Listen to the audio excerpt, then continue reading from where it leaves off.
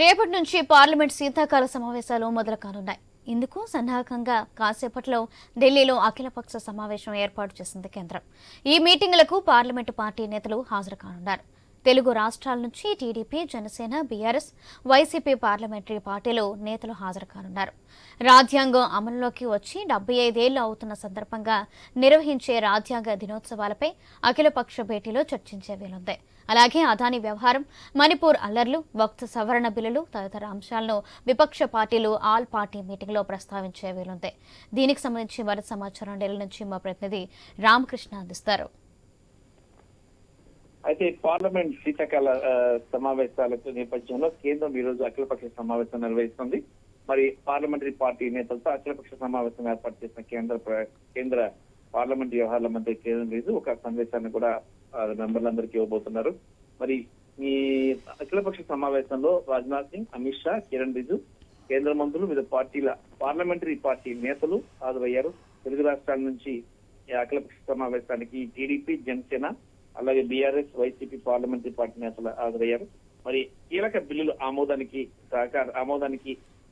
సహకారం రాజ్యాంగం ఏర్పాటై 75 ఏళ్లు పూర్తవుతున్న సందర్భంలో రాజ్యాంగ దినోత్సవ వేడుకలపై అఖిలపక్షంలో చర్చ జరగనుంది.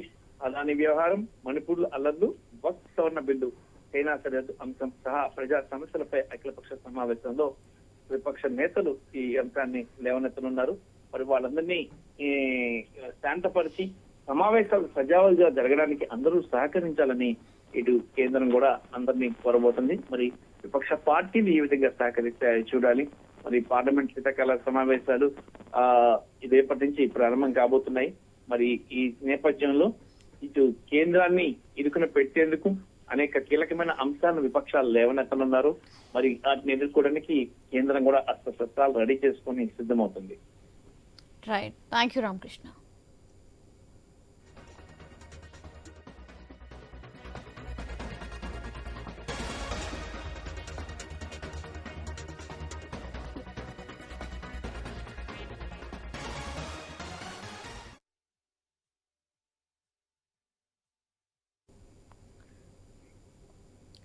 రేపటి నుంచి పార్లమెంట్ శీతాకాల సమావేశాలు మొదలు కానున్నాయి.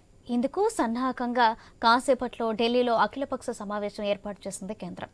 ఈ మీటింగులకు పార్లమెంటు పార్టీ నేతలు హాజరు కానున్నారు.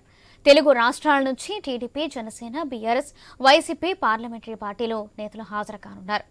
రాజ్యాంగం అమల్లోకి వచ్చి 75 ఏళ్లు అవుతున్న సందర్భంగా నిర్వహించే రాజ్యాంగ దినోత్సవాలపై అఖిలపక్ష భేటీలో చర్చించే వీలుంది. అలాగే అదానీ వ్యవహారం, మణిపూర్ అల్లర్లు, వక్ఫ్ సవరణ బిల్లులు తదితర అంశాలను విపక్ష పార్టీలు ఆల్ పార్టీ మీటింగ్లో ప్రస్తావించే వీలుంది. ఈ విషయాలకు సంబంధించి మరింత సమాచారం ఇన్పుట్ ఎడిటర్ శ్రీకాంత్ అందిస్తారు. సమావేశాలు రేపటి నుంచి మొదలు కాబోతున్నాయి. ఇట్ల నేపథ్యంలో పార్లమెంట్ శీతాకాల సమావేశాలు రేపటి నుంచి మొదలై 20వ తారీఖు వరకు కూడా 5 రోజులు జరగబోతున్నాయి. అయితే దీంట్లో భాగంగా ఇప్పటికే అన్ని పార్టీలు కూడా సిద్ధమవుతున్నాయి. ఈ పార్లమెంట్ సమావేశాల్లో ఏ అంశాల గురించి మాట్లాడాలన్నటువంటి ఉద్దేశంతో సో ఇట్లాంటి నేపథ్యంలో దీంట్లో మరి ముఖ్యంగా ఈసారి వక్ఫ్ బోర్డు సంబంధించినటువంటి సవరణ బిల్లు, అట్ సేమ్ టైం ఒకే దేశం ఒకే ఎన్నిక బిల్లును కూడా ఈ సమావేశాల్లో ప్రవేశపెట్టాలంటూ మోడీ ప్రభుత్వం భావిస్తున్నట్టుగా తెలుస్తోంది. అయితే ఇట్లా నేపథ్యంలో ఇండియా కూటమి మాత్రం తీవ్రంగా వ్యతిరేకిస్తోంది. మరొక వైపు మణిపూర్ అల్లర్లకు సంబంధించినటువంటి అంశాన్ని కూడా లేవనెత్తేటువంటి ఉద్దేశం దిశగా ఇప్పటికే ఇండియా కూటమి ప్రయత్నాలు చేస్తోంది. ఆ అంశాన్ని లేవనెత్తాలన్నటువంటి ఉద్దేశం ఉంది. వాటితో పాటు అదానీ వ్యవహారాన్ని కూడా ఈసారి పార్లమెంట్ సమావేశాలు తీసుకురావాలంటూ కూటమి అయితే తీవ్రంగా ప్రయత్నిస్తోంది.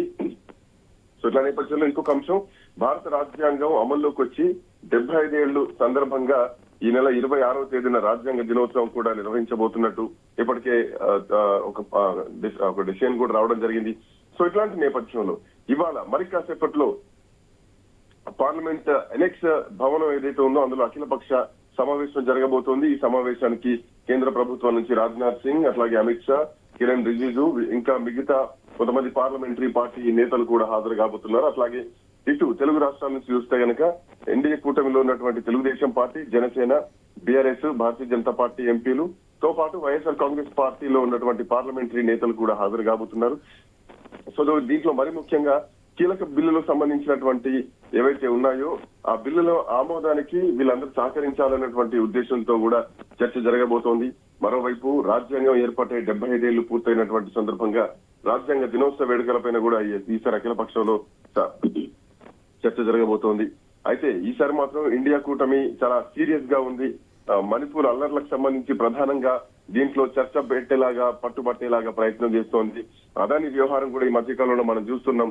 లక్షలాది కోట్ల రూపాయల ఒక నష్టం అదాని కంపెనీ ద్వారా, అంటే వాళ్ళకు లంచాలు ఇచ్చేటువంటి ప్రయత్నం చేశారు. 100 కోట్ల రూపాయలు ఏదైతే సోలార్ ప్రాజెక్ట్ ఉందో, సో వాటితో పాటు మిగతా కొన్ని కంపెనీస్ ని యుఎస్ లో పెట్టేందుకు ప్రయత్నం చేస్తూ వాళ్ళకు లంచాలు ఇచ్చేటువంటి ప్రయత్నం చేశారు అన్నది కూడా ఒక ఆరోపణ ఉంది. అయితే మరి ముఖ్యంగా ఇక్కడ భారతదేశంలో జరిగినటువంటి ఏవైతే లంచాలు కొన్ని కంపెనీస్ సంబంధించినట్టు ఇచ్చారో ఆ అంశం పైన కూడా పట్టుబట్టాలి, అదాని వ్యవహారం పైన కూడా అన్నట్టుగా ఇప్పటికే ఇండియా కూటమి నేతలు ఈ అంశాన్ని తీసుకురావాలన్నటువంటి ఉద్దేశంతో ఉంది. వాటితో పాటు వక్ఫ్ సవరణ బిల్లు, మరి ముఖ్యంగా చైనా సరిహద్దుకు సంబంధించినటువంటి అంశం కూడా ఈసారి ఈ సమస్యల్ని కూడా అఖిల పక్షంలో విపక్షాలు లేవనెత్తడానికి అయితే ప్రయత్నాలు చేస్తున్నాయి. అయితే ఇక రేపటి నుంచి మొదలయ్యేటువంటి ఈ పార్లమెంట్ సమావేశాలు డిసెంబర్ 20 వరకు కూడా జరగబోతున్నాయి. వక్ఫ్ సవరణ బిల్లు, ఒకే దేశం ఒకే ఎన్నిక, అట్లాగే ఈ సమావేశాల్లో ప్రవేశపెట్టాలని భావిస్తోంది. వీటిని గతంలో కూడా కాంగ్రెస్ పార్టీ వ్యతిరేకిస్తూనే వస్తోంది. సో ఇట్లా నేపథ్యంలో ఏ అంశాలు రాబోతున్నాయి, పార్లమెంట్ లో ఎట్లాంటి అంశాలు తెరపైకి తీసుకురాబోతున్నాయి, అన్ని పార్టీలకు సంబంధించినటువంటి అంశం కూడా దీంట్లో ప్రధానంగా చర్చలోకి రాబోతున్నాయి. సో ఇట్లా నేపథ్యంలో పార్లమెంట్ శీతాకాల సమావేశాలు ప్రారంభం కానున్నటువంటి నేపథ్యంలో ఇప్పటికే తెలుగు రాష్ట్రాల నుంచి తెలుగుదేశం పార్టీ జాతీయ అధ్యక్షుడు ముఖ్యమంత్రి నారా చంద్రబాబు నాయుడు పార్టీ ఎంపీలతో కూడా సమావేశం కావడం జరిగింది. సమావేశం తర్వాత పార్టీకి సంబంధించినటువంటి కీలకమైనటువంటి నాయకులు కూడా దీంట్లో మాట్లాడారు. 2047 విజన్ డాక్యుమెంట్ ఏదైతే ఉందో దాన్నే ప్రధానంగా లక్ష్యంగా తీసుకొని ముందుకెళ్తామంటూ కూడా తెలుగు ఎంపీలు చెప్తున్నటువంటి అంశాన్ని ఇక్కడ ప్రధానంగా గుర్తు చేసుకోవాల్సినటువంటి అవసరం ఉంది. సో ఏదేమైనా కానీ తెలుగు రాష్ట్రాల్లో చూసుకుంటే గనక కూటమిలో పార్టీకి చెందినటువంటి 21 మంది ఎంపీలు ఈ సమావేశాల్లో ఖచ్చితంగా స్పందిస్తాం, మాకు సమయం వచ్చినప్పుడు ఆంధ్రప్రదేశ్ ఎంత అప్పుల్లో ఉంది అనే విషయాన్ని కూడా గత సమావేశాల్లోనే పార్లమెంట్ దృష్టికి తీసుకుపోయినాం. ఇప్పుడు కూడా మళ్ళీ గుర్తు చేస్తామంటూ కూడా ఏపీకి చెందినటువంటి నేతలు మాట్లాడుతున్నారు. అయితే ఈ సమావేశాల్లో ప్రతి ఒక్కరు కూడా అధికార ప్రతిపక్ష పార్టీలు, మరి ముఖ్యంగా ప్రతిపక్ష పార్టీలు వాళ్ళు అవలంబించాల్సినటువంటి వ్యూహాలపైన ఇప్పటికే సిద్ధమవుతున్నారు. రాష్ట్రాలకు రావాల్సినటువంటి నిధులు, మరి ముఖ్యంగా ఈ మణిపూర్ అల్లర్లను మాత్రం బేస్ చేసుకొని ఇండియా కూటమి ఒక పట్టుబట్టేటువంటి అవకాశం మాత్రం స్పష్టంగా కనిపిస్తోంది. సౌజన్య. Thank you Srikanth.